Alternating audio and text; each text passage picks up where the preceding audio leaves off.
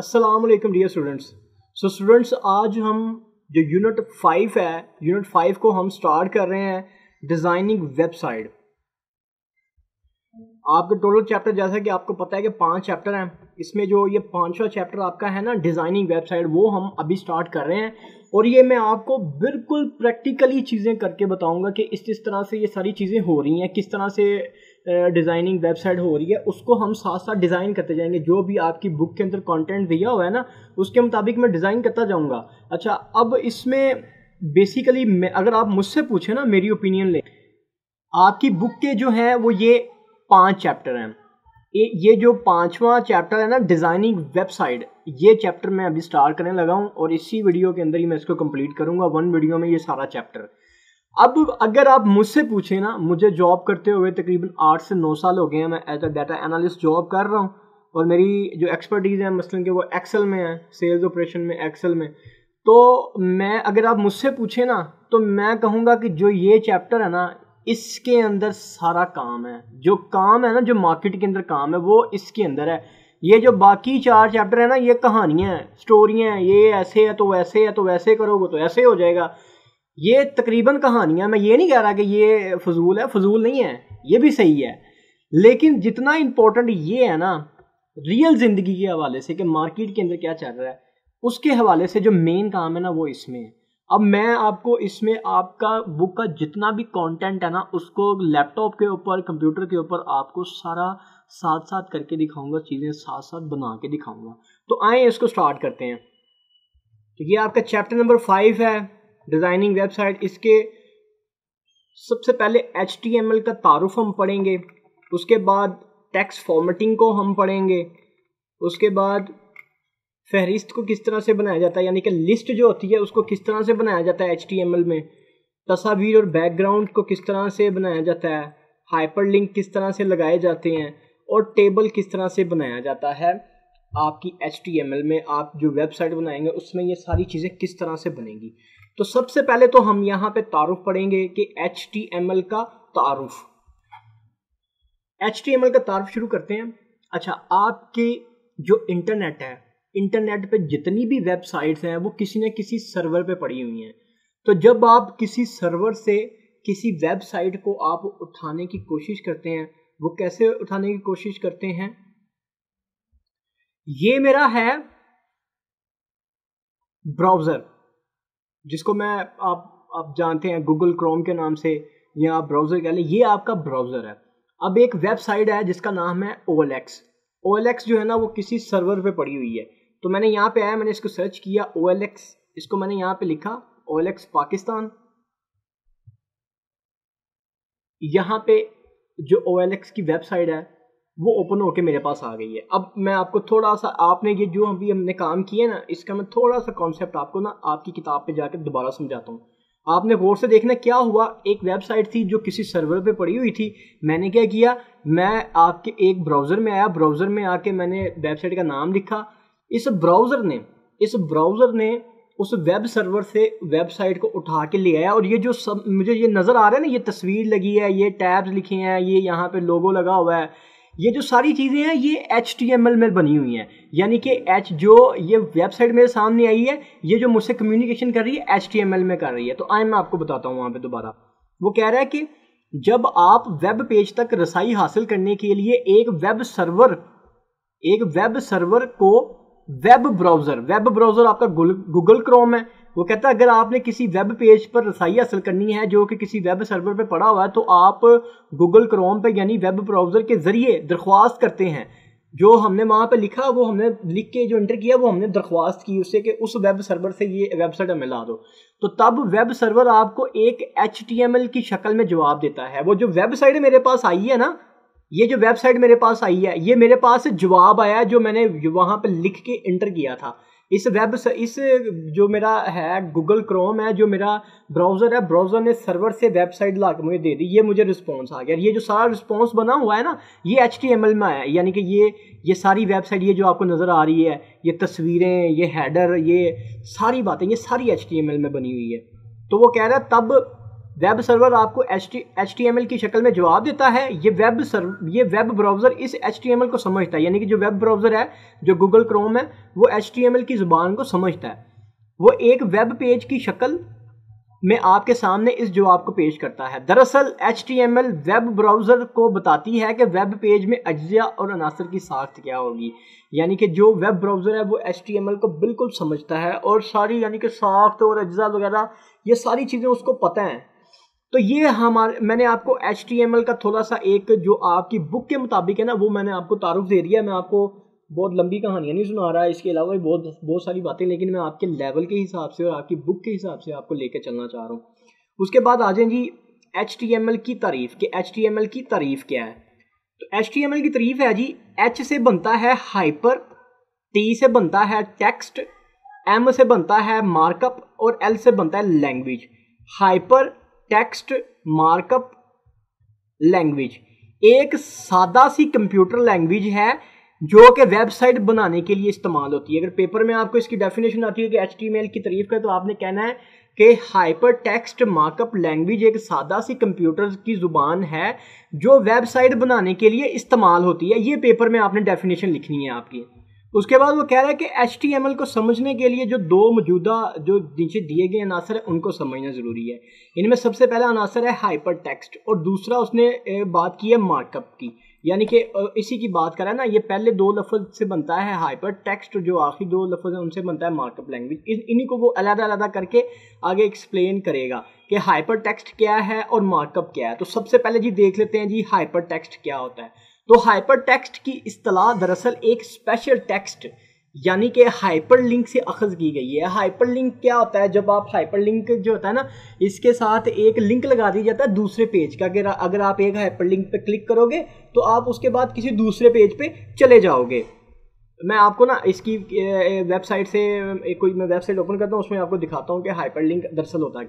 ये देखिए, ये मैं वेबसाइट पे हूँ, यहाँ पे मैंने ये एक जो प्रोडक्ट है इस पर मैं अगर क्लिक करता हूँ तो इसके ऊपर ना एक हाइपर लिंक लगा हुआ है। अगर मैं इसके ऊपर क्लिक करता हूं तो ये मुझे एक दूसरे पेज पे ले आया है। तो ये एक पेज से जो दूसरे पेज पे हम जा रहे हैं ना, ये दरअसल इनके ऊपर हाइपर लिंक्स लगे हुए हैं। तो इसको पढ़ लेते हैं जी। हाइपर टेक्स्ट की इस्तिलाह दरअसल एक स्पेशल टेक्स्ट हाइपर लिंक से अखज़ की गई है जो वेब बनाने में इस्तेमाल की जाती है। इस लिंक पर क्लिक करने से हम एक सफ़ा से दूसरे सफ़ा पे चले जाते हैं, जैसे मैंने अभी आपको दिखाया भी है वहां पे। Hyper link world wide web पर सर्फिंग करने के लिए इस्तेमाल होता है। सर्फिंग क्या होता है? सर्फिंग का मतलब होता है इंटरनेट को इस्तेमाल करना, वेबसाइट्स को इस्तेमाल करना। तो वेबसाइट्स को इस्तेमाल करने का तो मकसद ये ना, इंटरनेट को इस्तेमाल करने का मकसद यही है कि एक पेज पे क्लिक किया, दूसरे पे चले गए, दूसरे से तीसरे पे, तीसरे से चौथे पे, कभी इधर कभी उधर। ये जो एक पेज से दूसरे पेज पे, इसको हम सर्फिंग कहते हैं कि ये हम इंटरनेट सर्फिंग कर रहे हैं। तो ये आई थिंक कि आपको हाइपर टेक्स्ट की जो है वो समझ आ गई नहीं। उसके बाद आ जाए जी दूसरी चीज, इसमें है मार्कअप लैंग्वेज। मार्कअप लैंग्वेज दरअसल मार्कअप लैंग्वेज को आप समझ लें कि एक जो टैग्स है ना, टैग्स की एक जो कलेक्शन है उसको मार्कअप लैंग्वेज कहते हैं। इसको यानी कि पेपर में अगर आपको इसकी आ जाती है डेफिनेशन के मार्कअप लैंग्वेज क्या है, तो आप कहेंगे वेब पेज में बहुत सारे अनासर को टैग्स के जरिए जाहिर किया जाता है या लिखा जाता है। ये जो टैग्स की कलेक्शन है इसको आप मार्कअप लैंग्वेज कह सकते हैं। मिसाल के तौर पर अगर आप वेब पेज पर एक पैराग्राफ लिखना चाहते हैं तो आप इसको मंदरजा ज़ेर टैग के जरिए लिखेंगे। ये एक टैग है, ये एक पैराग्राफ का टैग है। ये यहाँ से स्टार्ट हो रहा है और यहाँ पे ये क्लोज हो रहा है। यहाँ से ये स्टार्ट हो रहा है, यहाँ पे ये क्लोज हो रहा है, यहाँ पे ये स्टार्ट हो रहा है, यहाँ पे ये क्लोज हो रहा है। तो आई थिंक कि आपको इसकी मार्कअप लैंग्वेज के जो टैग्स हैं उनकी भी समझ आ गई होनी है। अच्छा, अब इसमें ना आगे हम अभी जब नीचे जाएंगे तो उसमें मेरा ख्याल है यही होएगा कि जो है ना वो कुछ टैग्स हैं उनके क्लोजिंग टैग्स भी होते हैं और कुछ ऐसे होंगे जिनके क्लोजिंग टैग वो सिंपल अकेले ही टैग्स होंगे। मेरा ख्याल है वही है। आगे आ जाए। अच्छा, अब इसमें ना वो अभी नहीं आया, वो थोड़ा आगे है। इसमें उसने अब कहा है कि पहला वेब पेज बनाना और उसका इजहार करना। अब यहाँ पे जैसे जैसे इन्होंने बताया ना, हम वैसे वैसे साथ साथ प्रैक्टिकल करेंगे। तो आए इसको स्टार्ट करते हैं। एक वेब पेज बनाने के लिए आपको एक टेक्स्ट एडिटर जो कि एक सॉफ्टवेयर है की जरूरत पड़ती है। विंडोज ऑपरेटिंग सिस्टम में इसका नाम नोटपैड है, मैक के अंदर। अच्छा, ऑपरेटिंग सिस्टम में हम नोटपैड को, मैक में ऑपरेटिंग सिस्टम में टेक्स्ट एडिट को हम टेक्स्ट एडिटर के तौर पर इस्तेमाल करते हैं। यानी कि वो कह रहा है कि विंडोज़ के अंदर इसका नाम नोटपैड है और जो मैक, ये दोनों ऑपरेटिंग सिस्टम है, यानी कि विंडो ही आप कह लो, ये मैक एक और विंडो है, ठीक है, और ये विंडोज़ जैसे विंडो 10, विंडो 7 वगैरह। और अच्छा, इसमें इसका नाम टेक्स्ट एडिटर है और इसमें इसका नाम नोटपैड है, को हम टेक्स्ट एडिटर के तौर पर इस्तेमाल कर सकते हैं। एक वेब पेज बनाने के लिए हम मंदरजा ज़ेर मराहिल से गुजरते हैं। टेक्स्ट एडिटर को चलाएं, तो आ जाए चलाते हैं टेक्स्ट एडिटर को। तो यहाँ पे मैं आ गया, यहाँ पे मैंने कंप्यूटर कोर्स जो मैं आपको करवा रहा हूँ इसी प्ले लिस्ट के अंदर, उसकी वीडियोस आप देख रहे हैं।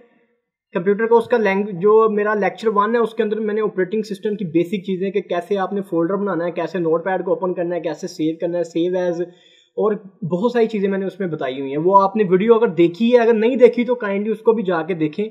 उसमें मैंने बताया कि आपने नोटपैड को कैसे ओपन करना है। तो ये आप विंडो आर प्रेस करेंगे, रन का ऑप्शन आ जाएगी, यहाँ पे आपने नोटपैड लिखना है, ये आपके पास नोटपैड यहाँ पे ऑन हो जाएगा। तो ये पहली चीज़ जो बुक में लिखी थी वो पूरी होगी। उसके बाद आगे देखते हैं। उसके बाद वो कह रहा है कि जी जो आपने नोटपैड ओपन किया उसके अंदर ये वाला कोड लिखें। तो आ जाए जी, ये वाला हम कोड लिख लेते हैं उसमें। तो मैंने उसी तरह से यहाँ पे कोड लिख लिया जिस तरह से इसमें लिखा हुआ है। इसमें देखें, इसमें HTML और ये उसका क्लोजिंग टैग है एंड पे, ये बॉडी है, बॉडी का ये क्लोजिंग टैग है। उसके बाद ये पैराग्राफ हेडिंग 1 और ये पैराग्राफ का है। इसको मैं आपको बताऊं कि इसको आपने लिखना कैसे है, इसको लिखने का तरीका क्या होता है। इसको लिखने का तरीका ये होता है, यहाँ पे आप आएंगे, सबसे पहले HTML, फिर इसका यहाँ पे क्लोजिंग टैग आप बनाएंगे HTML इस तरह से, फिर आप इसको ऐसे कर देंगे। अब इसके अंदर जो है ना वो फिर आप लिखेंगे बॉडी, यानी कि ये इसकी मेन जो लैंग्वेज आपकी है ना उसका मेन टैग है ये। अब उसके अंदर ये बॉडी आ रही है, यहाँ पे बॉडी का क्लोजिंग टैग आ जाएगा, और बॉडी के अंदर जो है ना, जो बॉडी है, इस बॉडी के अंदर ये हेडिंग्स हैं, ये वाली H1 और इसका फिर क्लोजिंग टैग आ जाएगा H1, और इसी तरह से यहाँ पे पैराग्राफ आ जाएगा और पैराग्राफ का क्लोजिंग टैग आ जाएगा। यानी कि इस तरीके, ये तरीका है ये वाली कोडिंग को यहाँ लिखने का। और इस हेडिंग 1 के दरमियान में लिख दूंगा this is my first page, this is my first web page. इसके अंदर लिख दें I am the student of class 9।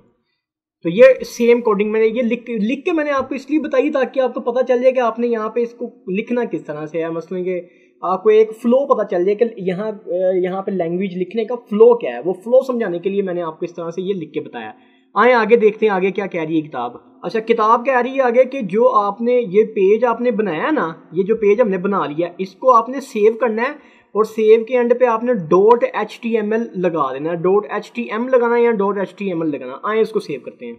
यहाँ आया, मैंने Ctrl+S किया, यहाँ लिखा मैंने वेब पेज .html, यही किताब कह रही थी। इसको डेस्कटॉप पे कर लें सेव। सेव करने के बाद मैं इसको फिलहाल बंद कर रहा हूँ। उसके बाद किताब कह रही है कि जो आपने फाइल सेव की है ना, इसके ऊपर डबल क्लिक कर दें तो ये आपका पेज इस तरह से ना, ये वेब ब्राउज़र में इस तरह से ओपन हो जाएगा आपके गूगल क्रोम पे जाके। तो आइए इसका एक्सपेरिमेंट करते हैं, होता है कि नहीं होता। अच्छा, ये देखें, यहाँ डेस्कटॉप पे मैंने सेव किया था, उसका नाम मैंने रखा था वेब पेज। इसको मैं अगर डबल क्लिक करता हूँ और मैं इसको कहता हूँ कि इसको आप ये गूगल क्रोम में ओपन कर दो, तो ये देखें, ये इसने उसको गूगल क्रोम के अंदर पे ओपन कर दिया। यानी कि ये हमारा, ये मैंने हेडिंग 1 दिया था तो ये हेडिंग बन गई है, और ये मैंने पैराग्राफ दिया था, ये उसका पैराग्राफ बन गया है। तो ये आपको मुबारक हो कि आपने आपका जो पहला HTML पेज है वो आपने बना लिया है। आगे चलते हैं, आगे देखते हैं किताब क्या कह रही है।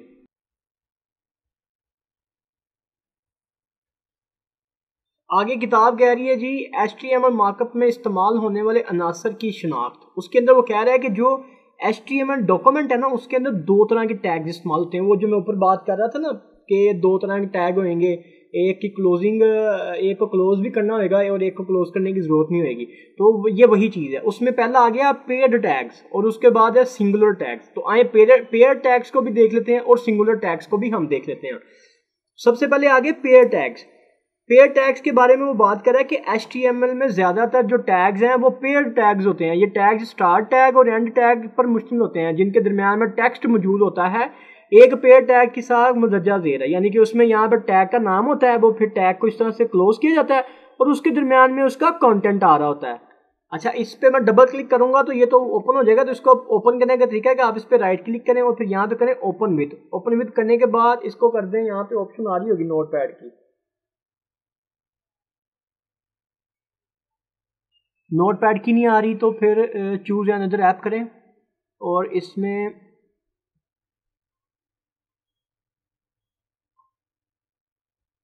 अच्छा नहीं आता तो ना आए, इस तरह से आप आए, यहाँ पे नोटपैड को ओपन करें और इसको उठा के लाके इसके ऊपर फेंक दें। इस तरह से भी आप इसको ओपन कर सकते हैं। उसके बाद आ जाए, अच्छा उसके बाद उसने हमने पहले अभी पढ़ा पेयर टैग कि पेयर टैग क्या है। तो पेयर टैग का उसने बताया कि उसका स्टार्ट भी होता है एंड भी होता है, और एंड ये देखिए इस तरह से होता है, दरमियान में कंटेंट होता है। यानी कि जैसे ये हेडिंग आ रही है, इसका देखिए ये एक स्टार्ट भी है और इसका एक एंड है और उसके दरमियान में कंटेंट आ रहा है। यही बात उसने ये पेयर टैग के अंदर की हुई है। तो ये जो इस तरह के टैग है उनको हम पेयर टैग कहते हैं।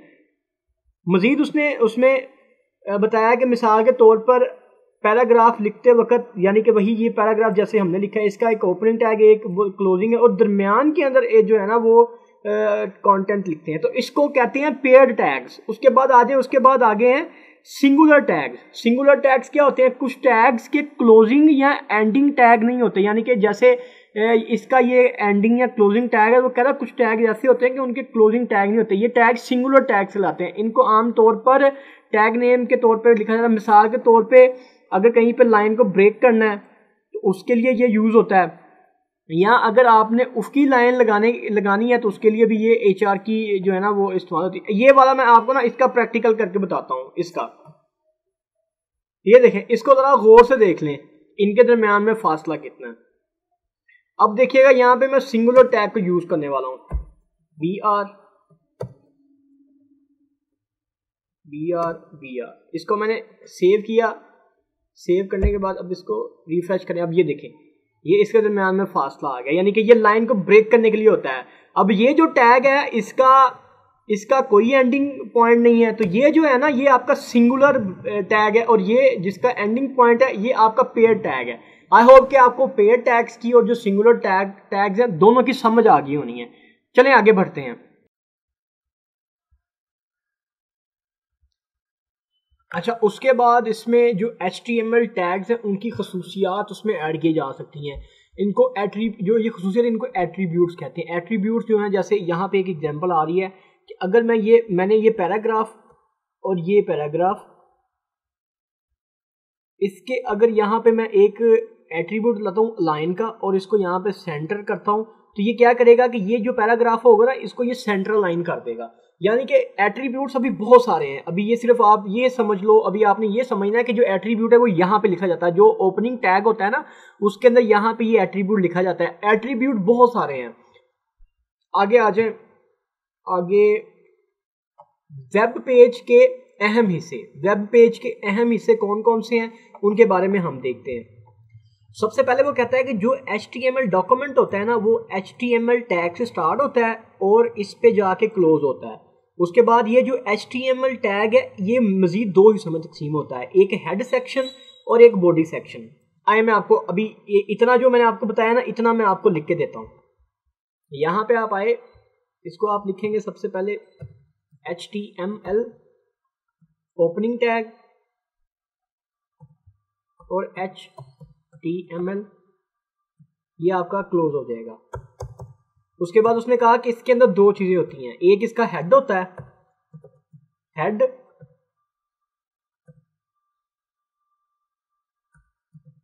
हेड यहां पे क्लोज हो जाएगा, और दूसरी इसकी चीज होती है बॉडी।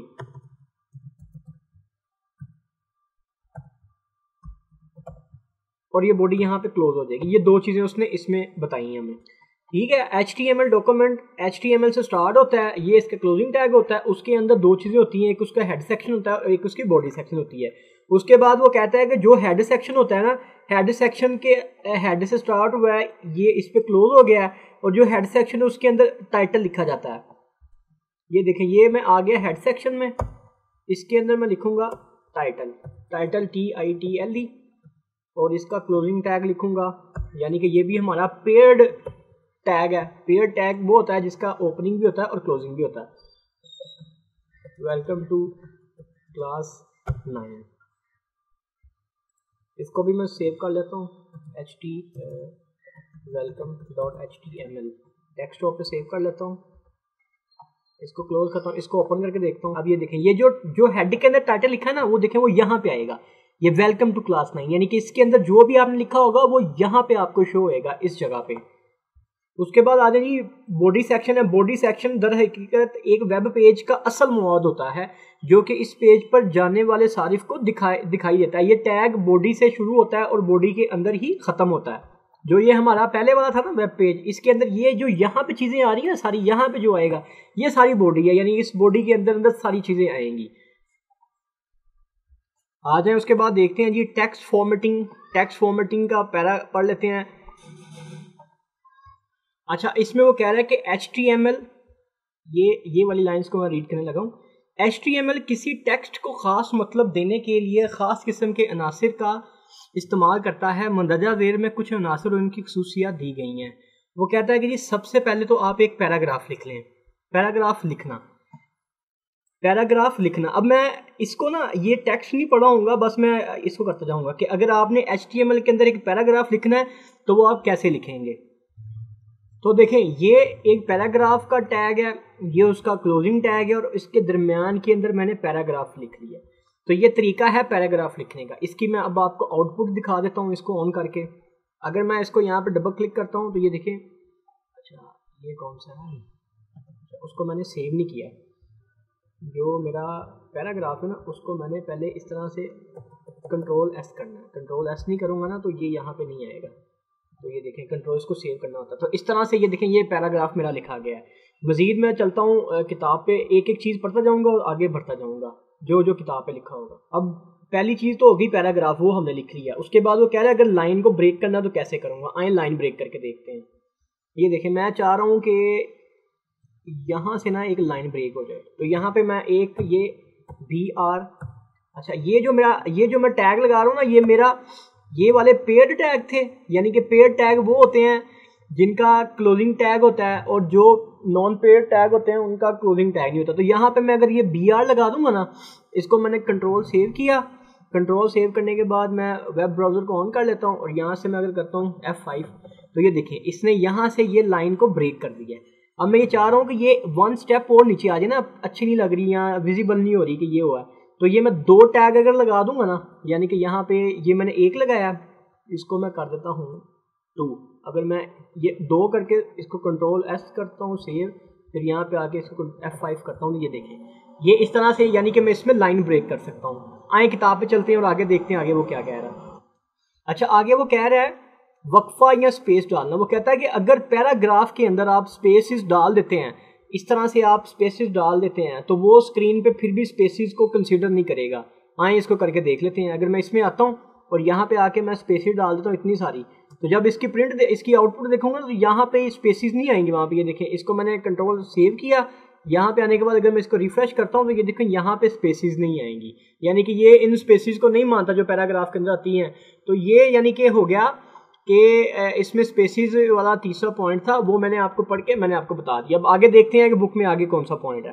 तो वो कह रहा है कि अगर आपने पैराग्राफ के अंदर स्पेसिस डालनी है तो फिर आपको ये वाला टैग लिखना पड़ेगा। यानी कि अगर मैं यहाँ पे आता हूँ और यहाँ पे आके ये वाला टैग मेंशन कर देता हूँ ना, तो ये यहाँ पे इसको मैं अगर सेव करके इसको मैं दोबारा से रिफ्रेश करता हूँ तो ये यहाँ पे स्पेस दे देगा।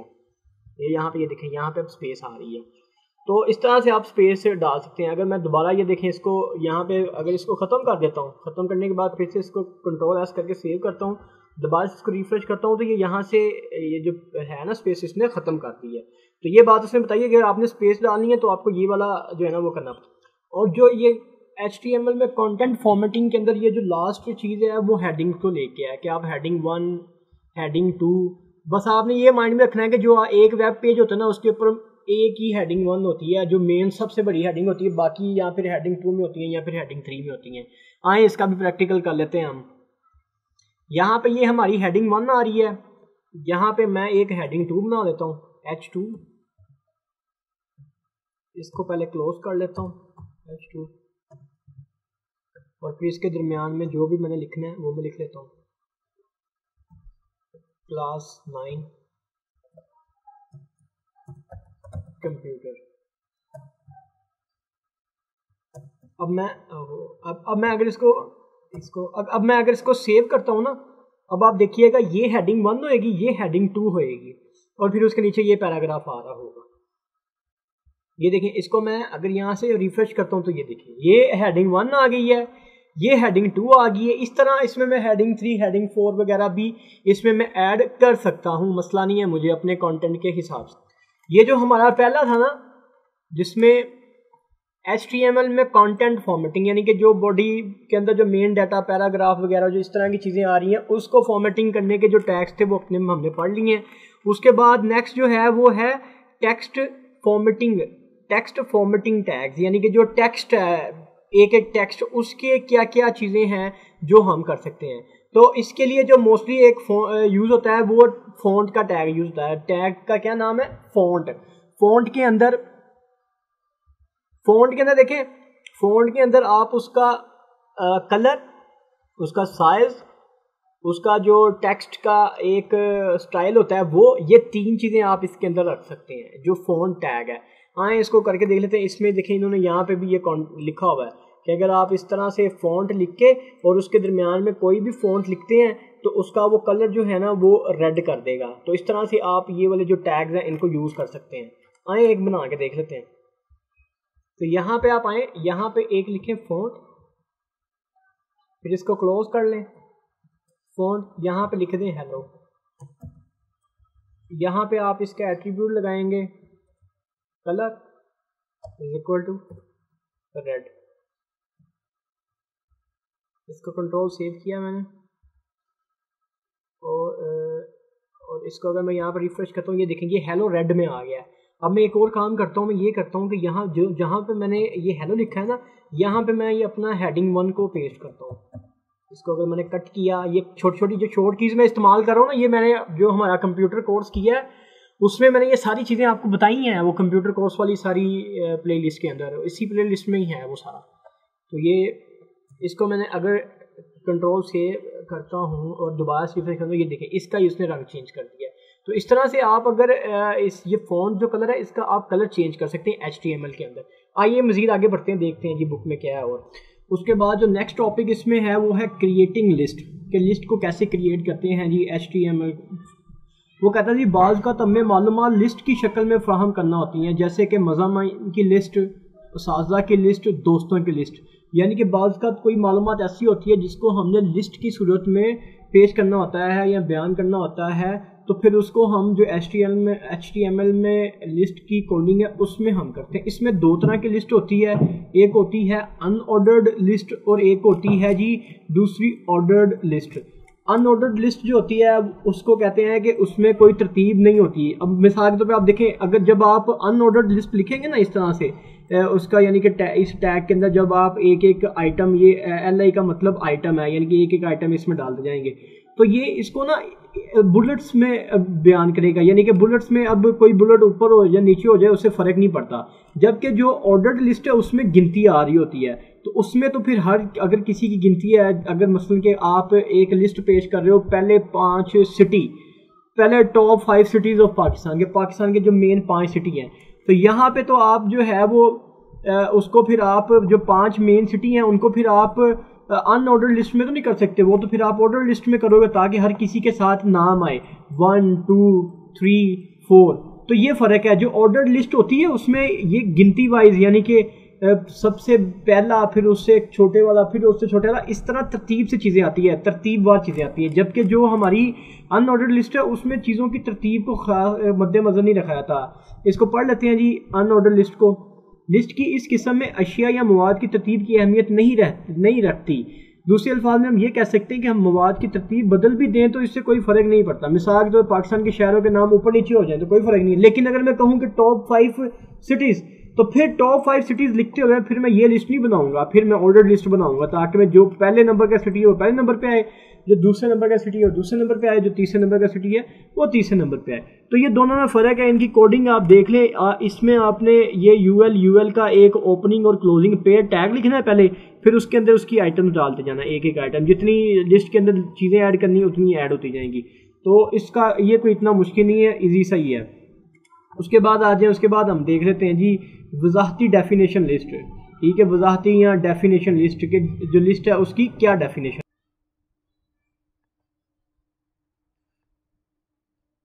उसके बाद इसमें एक वो मजीद टाइप बता रहा है जी लिस्ट की, जिसका नाम उसने बताया जी वजाहती डेफिनेशन, वजाहती या डेफिनेशन लिस्ट। यानी कि डेफिनेशन लिस्ट अंग्रेजी का लफ्ज़ है, उसको उर्दू में वजाहती या डेफिनेशन लिस्ट। ये क्या होती है, इसके अंदर देखिए, इसके अंदर जो इसका जो स्टार्टिंग कोड है वो ये DL से स्टार्ट होएगा और ये /TL पे खत्म होएगा, ये इसका मेन टैग है।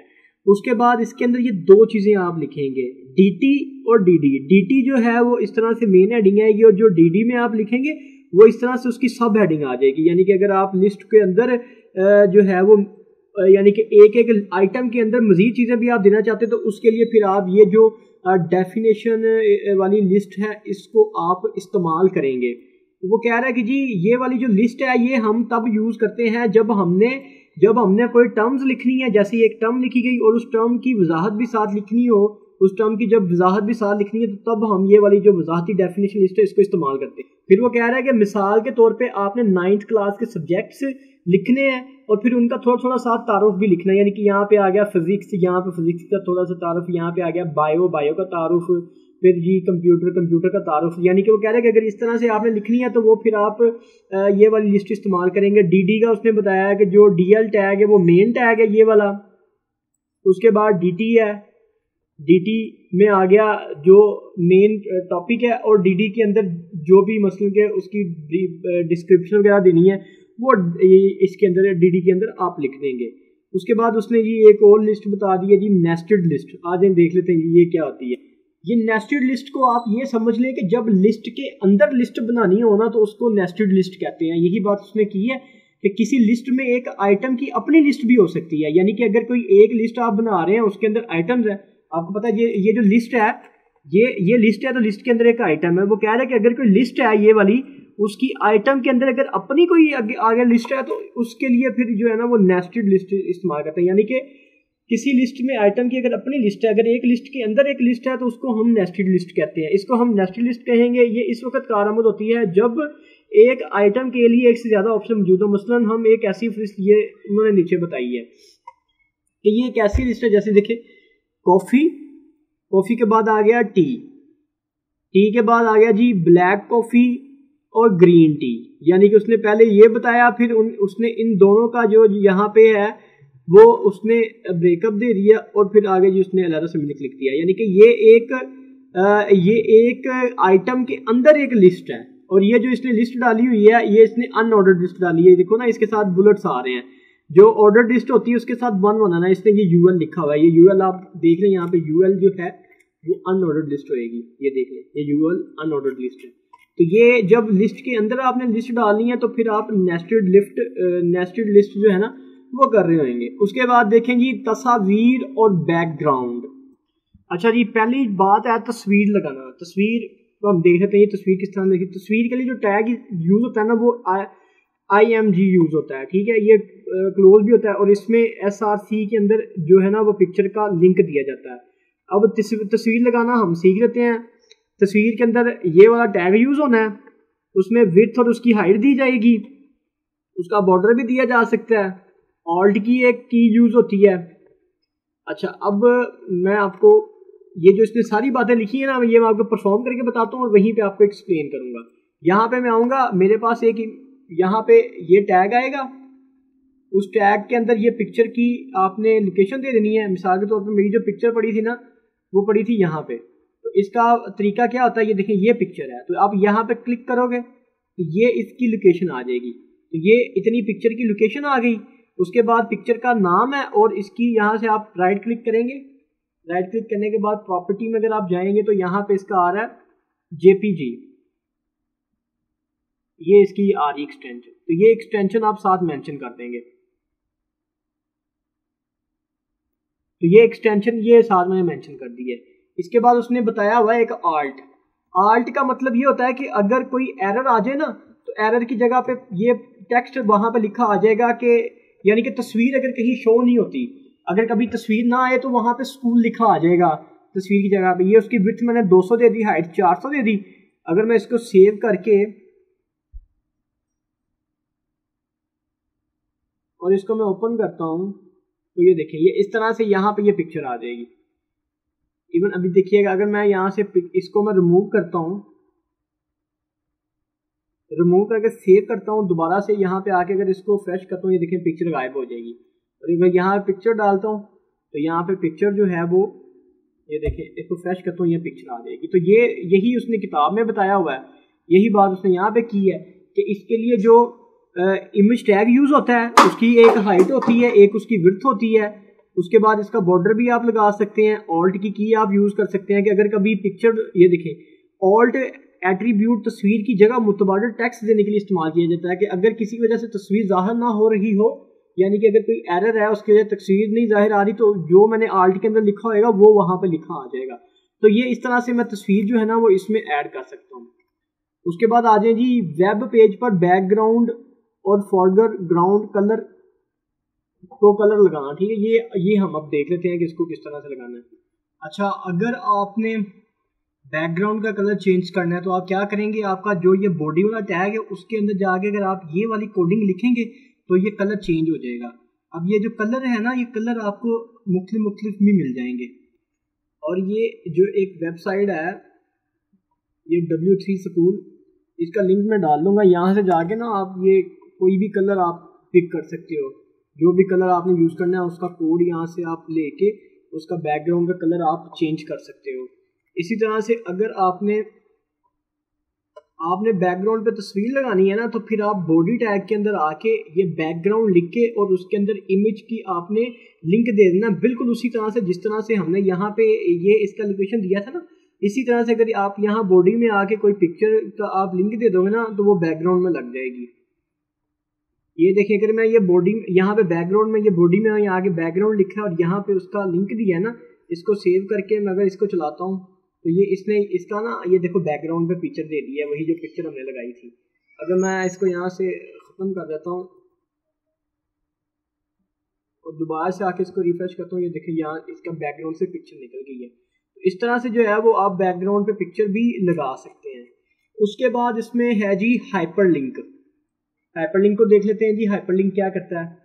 अभी जब हम इसके बारे में HTML के बारे में पढ़े थे तो उसमें हमने देखा था कि उसमें जो पहला है वो हाइपरलिंक भी हमने उसमें पढ़ा। तो हाइपरलिंक के बारे में मैंने आपको बताया था कि जब हमने एक पेज से दूसरे पेज में जाना होता है तो उसके लिए फिर हम हाइपरलिंक यूज़ करते हैं। तो इसने यही बात की है कि हाइपरलिंक एक आइकॉन या एक तस्वीर या एक टेक्स्ट हो सकता है जिस पर अगर क्लिक की जाए तो ये हमें किसी दूसरे पेज पर ले जाता है। उसके बाद देखें जी, उसके बाद ये क्या कहता है जी, हाइपरलिंक का जो टैग है वो ये वाला टैग है। इसके अंदर ये एच रेफरेंस लिखा जाता है और एच रेफरेंस के अंदर उस लिंक को लिखा जाता है जिस पेज पे जाना होता है, यानी कि इस तरह से इसको लिखा जाता है। ये टैग आता है, फिर ये HREF आता है, फिर उस HREF के अंदर जाके वो लिंक लिखा जाता है जहाँ पे जाना है। तो फिर अगर हम इस पे क्लिक करेंगे ना, इस पे क्लिक करेंगे तो ये हमें उस लिंक पे ले जाएगा जो लिंक हमने यहाँ पे दिया है। आए इसको मैं इसका प्रैक्टिकल करके दिखाता हूँ आपको। ये एंड पे ना मैं एक हाइपरलिंक लगाने लगा हूँ। मैंने एक पैराग्राफ बनाया, इसमें मैंने लिखा फॉर मोर इन्फो। यहाँ पे मैं ये वाला लिंक बनाऊंगा, ये ए कर दिया और यहाँ पे मैं लिख देता हूँ जी क्लिक। इसके अंदर आके अब href करूंगा, href, और इसमें जो गूगल का लिंक है वो डाल देता हूँ www.google.com।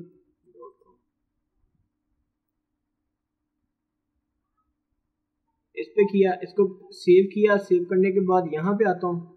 यहाँ पे अब देखिएगा, यहाँ पे ये नीचे एक आ गया है कि अगर आपने मजीद इन्फॉर्मेशन चाहिए तो उसके लिए फिर आप यहाँ पे क्लिक करें। अब ये हाइपरलिंक लग गया है। हाइपरलिंक का क्या मकसद है? हाइपरलिंक का मकसद है कि अगर हमने एक पेज से दूसरे पेज में जाना है तो उसके लिए हम हाइपरलिंक यूज करते हैं। तो अगर मैं यहाँ पे क्लिक करूंगा तो ये मुझे जो मैंने लिंक दिया है मुझे उस लिंक पे ले जाएगा। अच्छा, उसके बाद है एंकर टैब। एंकर टैब भी वही चीज़ है। इसमें वो कहता है कि अगर आपके पास एक वेब पेज बहुत बड़ा है और आप नीचे आ गए, अब नीचे से आपने ऊपर जाना है, तो उसके लिए आप क्या करेंगे, उसके लिए आप वेब पेज पे एक एंकर टैब लगा सकते हैं। उसका प्रोसेस ने बताया कि सबसे पहले एक एंकर टैब बनाने हैं पेज के शुरू में, जिसका नाम रखने हैं टॉप। पहला काम ये करना है। तो मैं अपने इस पेज पे आता हूँ, इस पे मैं आया, इस पे स्टार्टिंग पे मैंने एक एंकर टैब लगाया, इधर ही इसको क्लोज करता हूँ, ये इसका नाम यहाँ पर रख देता हूँ, ये एट्रीब्यूट इसका यानी कि इसका ये नेम आ गया TOP टॉप।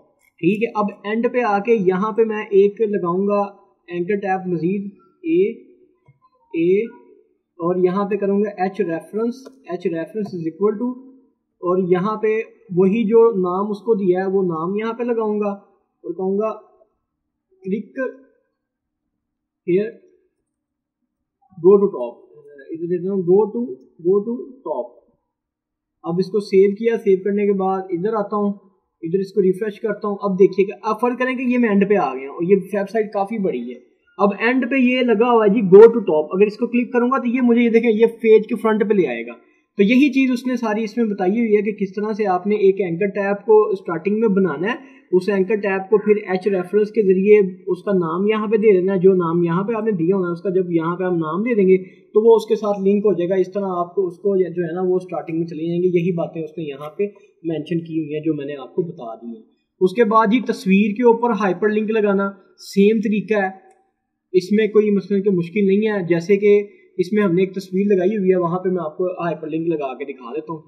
ये देखें, ये मेरी पिक्चर थी ये वाली, इस पे मैं आपको लगा के दिखा देता हूँ। यहाँ पे आप एक बनाएंगे एंकर टैग बनाने के बाद यहाँ पे करेंगे href इज इक्वल टू, यहाँ पे लिखने जिस लिंक पे जाना है google.com, और ये जो इमेज है इसको उठा के इसके सेंटर में ले आए इस एंकर टैग के यहाँ पे। अब इसको अगर मैं सेव करता हूँ, सेव करने के बाद यहाँ पे आता हूँ, अब ये देखिए ये पे, इसके ऊपर अगर क्लिक करता हूँ तो ये मुझे उस वेबसाइट पे ले जाएगा। इसका अभी यहाँ पे उसका मसला है, तो मैं यहाँ से ये वाला जो लिंक है ना ये मैं देता हूँ उधर। ये सिंपल मैंने बस ये पूरा लिंक लिखा है, पहले मैं सिर्फ google.com लिखा था तो सिंपल ये मैंने बस यहाँ पे पूरा लिंक लिखा है। इसको मैं सेव करता हूँ, सेव करने के बाद दोबारा से यहाँ पे आता हूँ, इसको भी यहाँ पे रिफ्रेश करता हूँ। अब मैं अगर इस पर दोबारा क्लिक करता हूँ तो ये उसके ऊपर हाइपरलिंक लग गया हुआ है, ये देखिए अब मुझे google.com पे ले जाएगा। तो इस तरह से आप तस्वीर के ऊपर भी हो जा चल जा एक मिनट चल जाए,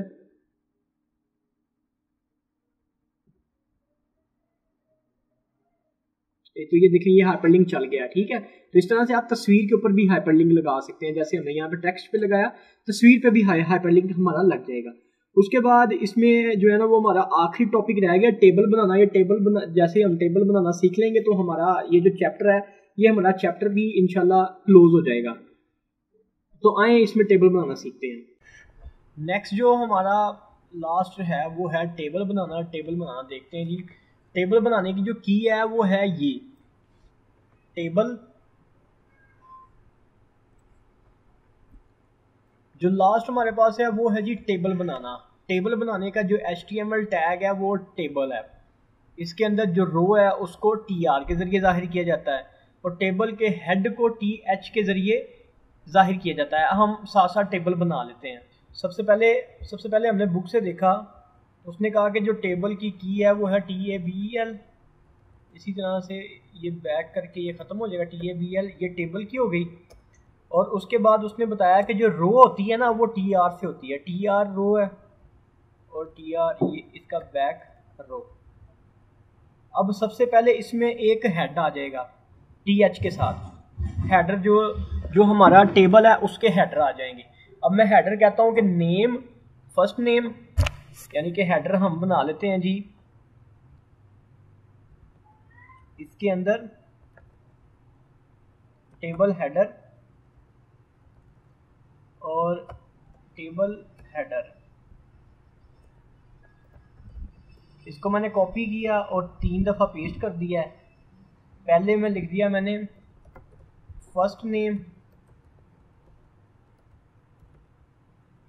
दूसरे में आ गया लास्ट नेम और तीसरे में आ गया जी एज। अब उसके बाद फिर से आ जाएगा TR, रो आ गई TR, टी आर रो आ गई, ठीक है, टी आर हमारी रो है। ऊपर हमने लिख लिया टेबल हेडर। अब हमने इस टेबल हेडर्स के अंदर यानी कि फर्स्ट नेम, लास्ट नेम और एज के अंदर जो डाटा है ना वो इंटर करना। उसके लिए इसमें मैं लिखूंगा जी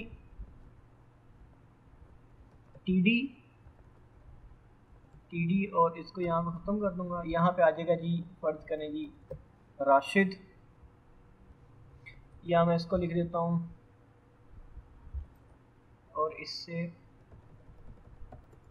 पहले जो फर्स्ट नेम है उसमें लिख देता हूँ जी मोहम्मद, और जो मेरा लास्ट है उसमें मैं लिख देता हूँ जी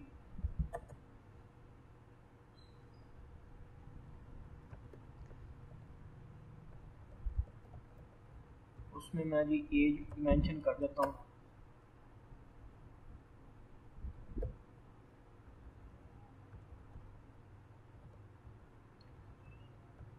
इसी तरह इसी की कॉपी बना लेता हूँ। कॉपी बनाने के बाद यहाँ पे नाम चेंज कर लेता हूँ, काशिफ,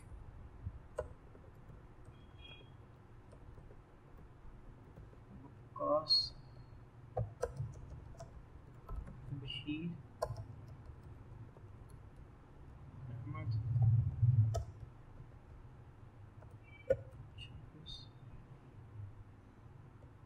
इसको कर देता हूँ 27। इसको मैंने सेव किया। सेव करने के बाद ये मैं ब्राउज़र पे आऊँ, यहाँ पे फ्रेश किया, यहाँ पे देखें ये इसका टेबल का नेम बन गया है। अब अगर मैं बुक में देखता हूँ तो बुक में आगे उसने एक और बात की है। उसने ये वाली जो चीज़ है वो तो हमने कोडिंग देख ली है, मैंने आपको सारी वहाँ पे करके भी दिखा दी है। उसके बाद वो कहता है कि एक कॉल स्पैन, कि जो कॉल स्पैन की एक की है ना उसको हम एट्रीब्यूट को यूज़ कर सकते हैं जो हमारा हेडर है ना उसके अंदर, कि अगर मैं हेडर के अंदर किसी के साथ कॉल स्पैन की करूँगा ना तो उसका जो ये हेडर वाला सेक्शन है इसकी जो अमाउंट है ना वो थोड़ी ज़्यादा हो जाएगी। आए इसको भी एक्सपेरिमेंट करके देख लेते हैं। ये हमारा हेडर है। मैंने कहा कि जी जो नेम वाला है ना, नेम वाला TH, ये नेम कॉल स्पैन, और इसको मैं कर देता हूँ 5 करने के बाद इसको रिफ्रेश करके देख लें। ये देखें इसका ये वाला जो साइज़ है ना वो ज़्यादा हो गया है। इसी तरह से जो है ना आगे बुक में आप देखें ये कॉल स्पैन भी है, कॉलम स्पैन भी है, इसी तरह इसमें रो स्पैन भी है। रो स्पैन भी आप यूज़ कर सकते हैं। रो स्पैन से आपकी जो रो है ना उसका साइज़ ज़्यादा हो जाएगा और उसमें आप ज़्यादा वैल्यू इंटर कर सकते हैं। इसमें मकसद यानी कि ये है, इसमें देखें इसमें जो उसने किया है उसने ये किया है, देखें ये नेम है, ठीक है, और ये टेलीफोन है। अब उसने क्या किया है, उसने इसमें 2 मोबाइल फ़ोन जो है ना वो शो करवाने हैं। इसने इसको इतना करके एक यहाँ पे आ गया, एक यहाँ पे आ गया। इसका मकसद ये है। तो कॉलम स्पैन और रो स्पैन जो है ना वो भी यूज़ किए जा सकते हैं। तो फाइनली हमारा जो चैप्टर था, चैप्टर नंबर 5, वो हमने कंप्लीट कर लिया है। अब नेक्स्ट जो है ना जो इससे लेक्चर नंबर 2 होएगा इसका, जो हम एक ही लेक्चर में हमने पूरा चैप्टर तो कंप्लीट कर लिया है। अभी लेक्चर जो नेक्स्ट इसका सेकंड लेक्चर होगा उसमें जो इसकी एक्सरसाइज है, इसके सारे MCQs और उसके अलावा यहाँ पे ये जो कोडिंग है सारी, इस कोडिंग को भी हम उधर करेंगे खुद से, और ये एल्गोरिदम जो हैं इनके एल्गोरिदम भी लिखेंगे, यानी कि इनके जो एल्गोरिदम है ना इनकी HTML में कोडिंग भी करेंगे, इसकी भी करेंगे, इसकी भी करेंगे, सबकी करेंगे, ये जितने भी यहाँ पे हैं 3-4 हैं। तो नेक्स्ट जो लेक्चर है ना उसमें मैं आपको सारी एक्सरसाइज करवा रहा हूँ इसकी। बाकी चैप्टर मैंने आपको सारा करवा दिया है और मैंने यही कोशिश की है कि मैं आपको प्रैक्टिकली चीज़ों को करके दूँ और आपको कहानियाँ ना सुनाऊँ बल्कि फ़िज़िकली चीज़ें सिखाऊँ आपको।